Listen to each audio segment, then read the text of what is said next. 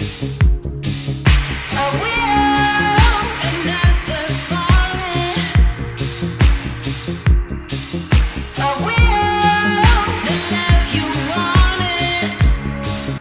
back to Crypto Global News, and to the second half of my interview with Panos Pavlakis. In this part of the sit-down, we take a very thorough look at Rapidz, what it is, where they already have a footprint, and where they aim to be in the future. Enjoy the show. Because, I mean, you live in Hong Kong, we're sitting here in Bangkok now having a meal, and Rapidz can be used in both of these places. So how far and wide does Rapidz go now? How far is it spread? I mean, Thailand is one of our good markets. Mm-hmm. It's a favorable market. You have also people here open-minded. They are ready to accept that. Because, I mean, with the crypto, one thing is about trust, right? Absolutely. And confidence. So if suddenly you have the best crypto project or crypto product in the history of fintech, if the people that don't feel confident with it, they're not going to use it, right? Even if you have the best idea ever, right? So Thailand is one of the best, very good markets for us. Taipei, we've been there recently for a meetup, Taipei Expo. Very good response. Very. I mean, better than we expected actually. Excellent. So, and then you have all these like Southeast Asia countries, Indonesia, Vietnam. As I said, I moved to Vietnam this weekend. How many countries in total now has Rapidz actually got a footprint in? Oh, you can say, I mean, individually, I can say more than 10. You think about it? Yeah. Okay, that's really exciting. Because you have China as well. That's a huge market. You have Korea. I mean, it's a huge market. Obviously, each market you have to approach in a different way, right? Yeah. So sometimes you go to the huge market and at the end you achieve nothing because you are very aggressive.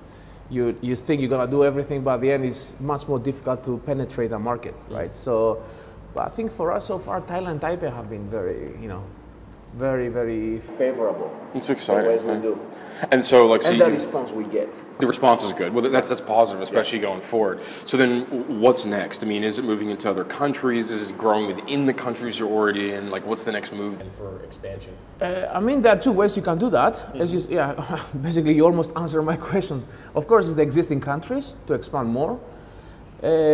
And apart from Asia, move to the other continents. So Europe, again, will be selective, Europe, because again, in Europe you have different countries, right?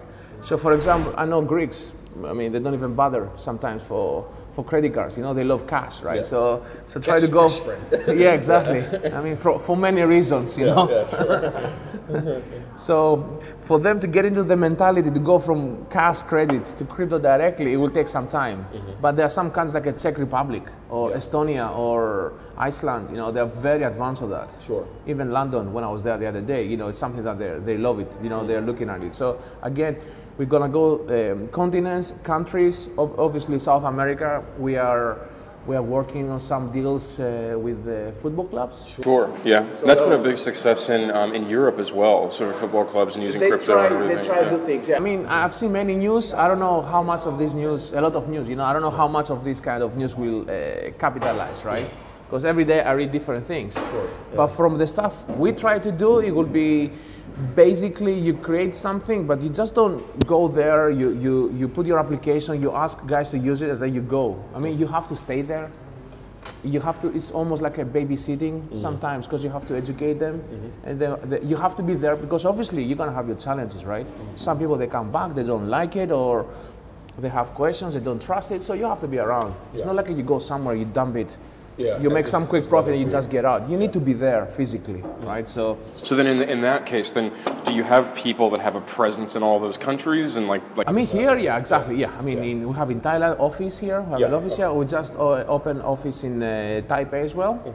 Because you need the local people as well, right? Because for me, I mean, I think that's one of the biggest roadblocks with crypto generally is that people are still used to like bricks and mortar operations. You know what I mean? And if it's faceless, like you're sitting here, we're having a conversation, you got the logo on your shirt.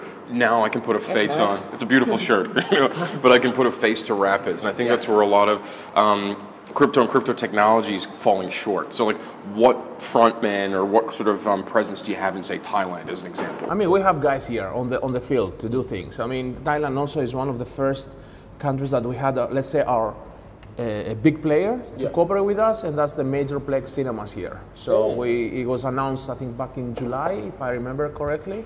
So we're working now logistics and everything, you know, just to do the integration and all the systems. So basically on the cinemas you can use Rapidz to pay your tickets, your popcorn and everything. So Thailand was a favorable place, right? So to do this. But as you said, you need to have people there, and sometimes the whole fintech thing, it looks like robots and guys that they know algorithms. Of course you need them, right? Because someone has to write the code, right? But when you take that from theory to practice, there's a gap there. So you need to be there physically and explain to them. And you'll be ready to tackle a lot of questions, right? Sure. And sometimes, you know, maybe it's not the favorable ones, you know, they get the rejections or anything, you know. Yeah, but that's any business is going to have. Especially the new things, right? So running with that as an idea then, like what do you feel is the biggest roadblock globally getting people to adopt crypto as a form of payment? I think crypto, since it's relatively a new thing, right? Sure. That means that it can be manipulated, or maybe I use a less strong word. It can be moved by rumors and news.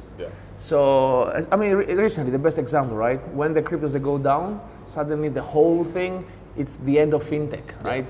You see some stuff, and I'm surprised to see some articles in serious kind of media, right? Like a Bloomberg or the big guys. And some of the stuff they write there, they don't have a clue what they're writing.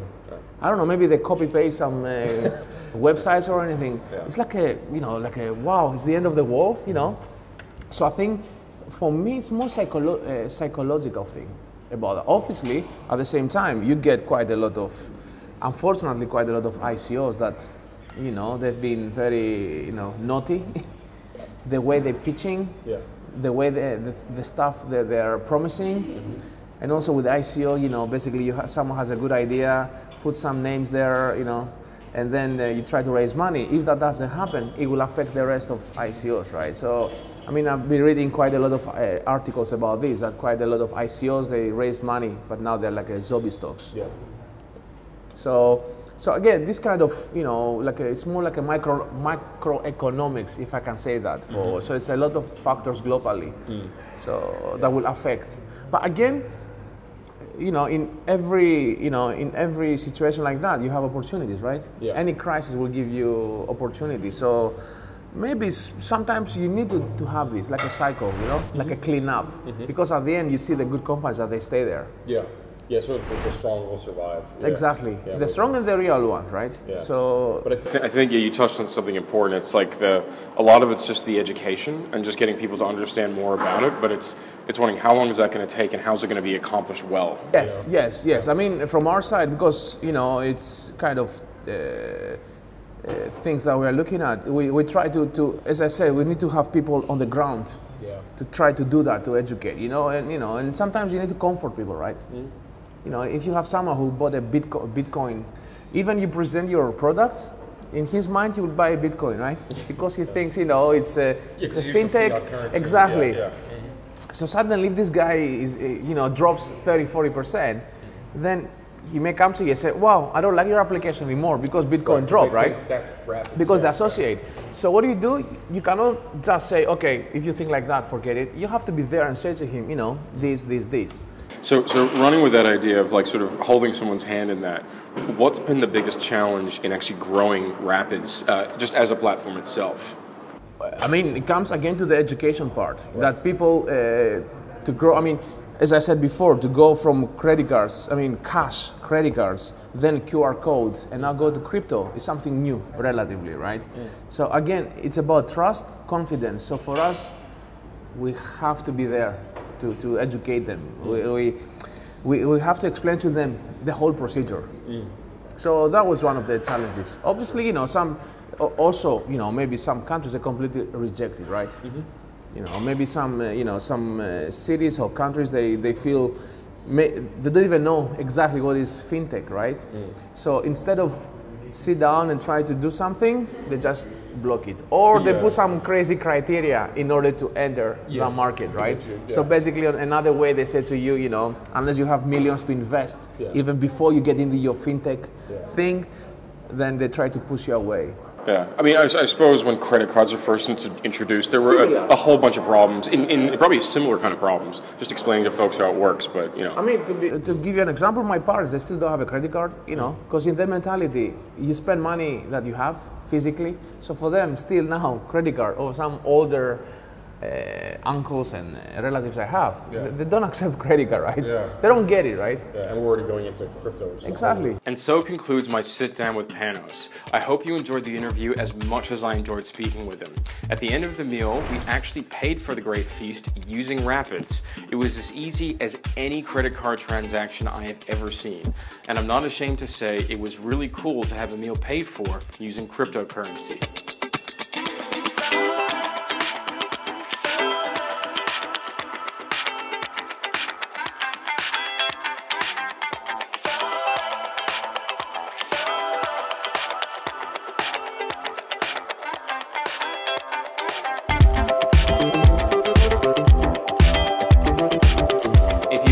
Already, please check out Rapid's website so you can take a closer look at what they're up to, as they have a very exciting company with a fantastic product. Another big shout out to Panos and the good people over at Rapidz. For Crypto Global News, I'm Edward. Until next time, you take it easy.